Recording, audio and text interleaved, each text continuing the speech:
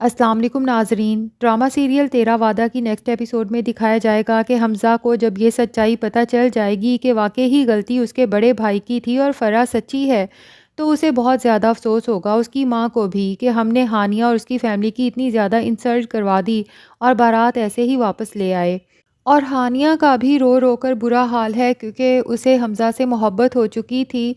حمزہ اسے کال کر کے معافی مانگے گا اور کہے گا کہیں تم تو مجھے میرے بڑے بھائی کی طرح نہیں سمجھتی ہو، جس پر ہانیہ کہے گی کہ نہیں، مجھے پتہ ہے کہ آپ بہت اچھے انسان ہیں۔ تو حمزہ کہے گا تو پھر چلو میرے ساتھ، نکاح تو ہمارا ہو ہی چکا ہے،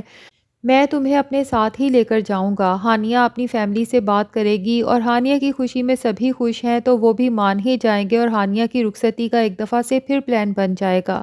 لیکن ہانیہ کی ماں کہے گی کہ اس رخصتی کے موقع پر سارہ نہیں آئے گی، جسے سن کر نگین تو بہت خوش ہوگی، لیکن علی کو بہت غصہ آئے گا کہ سارہ کا اس سب میں کیا قصور، جبکہ حمزہ مان بھی چکا ہے کہ غلطی اس کے بھائی کی ہی تھی۔ بہرحال جی، دوسری طرف ماریہ اپنی پوری کوششوں میں لگی ہوئی ہے کہ سیم کو بلال کی نظروں میں اتنا برا بنا دے کہ سیم جب گھر چھوڑ کے جانے لگے تو بلال اسے روکے نہیں، اور دوسری طرف سیم کو اتنا تنگ کیا ہوا ہے کہ آخرکار اسے ریئلائز ہو ہی جائے کہ اگر وہ اب مزید اس گھر میں رہی تو اس کی جان کو خطرہ ہے۔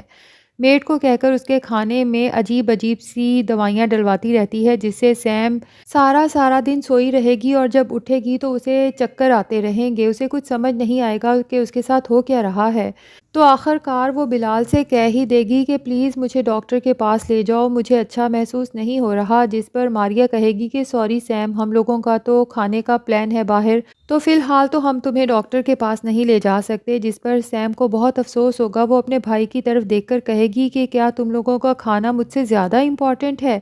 جس پر بلال کہے گا کہ ہاں، اور اس کو ویسے ہی چھوڑ کر وہاں سے چلے جائیں گے۔ ماریہ تو بہت دل میں خوش ہوگی کہ آخرکار اس کی جیت ہوئی، اور اس کی یہی دعا ہوگی کہ ہمارے آنے تک تو پیچھے سیم کو کچھ ہو ہی جائے تاکہ بلال کو میرے اوپر تو شک بھی نہ جائے اور میرا کام بھی ہو جائے۔ اور جناب علی کو سزا دینے کے لیے اس کے گھر والوں نے اس سے ہر چیز واپس لے لی ہے، حتیٰ کہ گاڑی تک بھی۔ جب سارہ دیکھتی ہے کہ علی اتنا پریشان ہے کنوینس کے لیے تو وہ اس کو موٹر سائیکل دلوا دیتی ہے،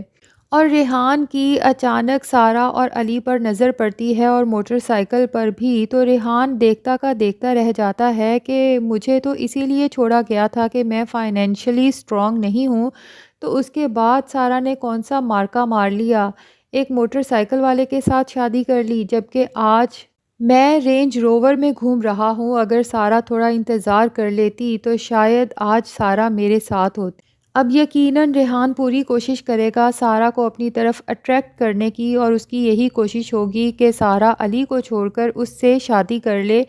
اور جب سارہ کی ماں کو بھی یہ پتہ چلے گا کہ ریحان اتنا اسٹیبلش ہو چکا ہے تو وہ بھی شاید علی اور سارہ کے درمیان میں غلط فہمیاں پیدا کرنے کی کوشش کرے تاکہ علی خود ہی اسے چھوڑ دے اور ریحان سارہ سے شادی کر لے۔